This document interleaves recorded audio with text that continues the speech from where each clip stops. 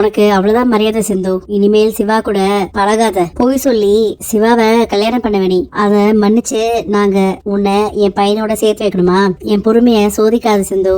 Court கொடுத்த time இன்னும் 2 மாசம் இருக்கு. அதுக்கப்புறம் உன்னை இந்த ஊர்லயே நான் பார்க்க கூடாது. 3வது மாசத்துல என் பிள்ளைக்கும் சுவாதிக்கும் கல்யாணம் நடக்கும். இவ்வளவு நடந்ததுக்கு அப்புறமும் அந்த சிந்துவை வீட்டுல வச்சிருக்கணுமாக்கா?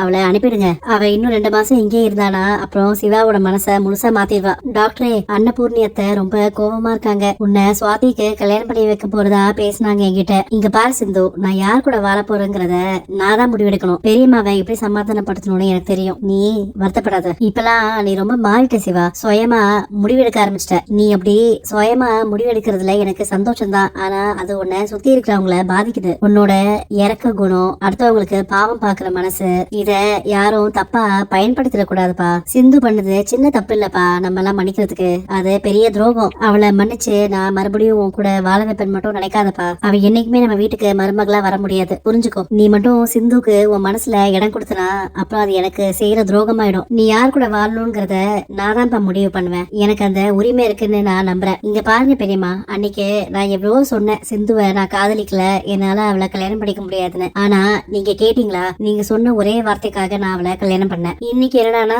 அதே சிந்து பொய் சொன்னான்னு தெரிஞ்சதும் அவ கூட வாழாதுன்னு சொல்றீங்க. எனக்கு பிடிக்காத வாழ்க்கையை நீங்க எனக்கு கொடுத்தீங்கன்னா அதில் நான் எப்படி சந்தோஷமா வாழ முடியும்? சிந்து மேல இருக்கிற கோபத்தினால என் வாழ்க்கைய அழிக்காதீங்க. அப்ப நம்பிக்கை துரோகம் பண்ண சிந்துவை மன்னிக்கணும்னு சொல்றியாப்பா? என்னைக்கு நான் சிந்து காலத்துல தாலி கட்டணும் அன்னைக்கே நான் அவளுக்கு மனைவிங்கிற ஸ்தானத்தை கொடுத்துட்டேன். என்னோட வாழ்க்கை சிந்துவோட மட்டும்தான். நீங்க என்னைக்கு சம்மதிக்கிறீங்களோ அன்னைக்குதான் நான் மனப்பூர்வமா சிந்துவோட சேர்ந்து வாழுவேன். அது வரைக்கும் நான் பொறுமையா காத்துட்டு இருப்பேன். என் விஷயத்துல நீ இவ்வளவு உறுதியா இருக்கேன்னு நினைக்கும் போது எனக்கு ரொம்ப சந்தோஷமா இருக்கு டாக்டர். இங்க பாரு பைரவி, இந்த புடவை கொலுசு இது எல்லாமே டாக்டர் எனக்காக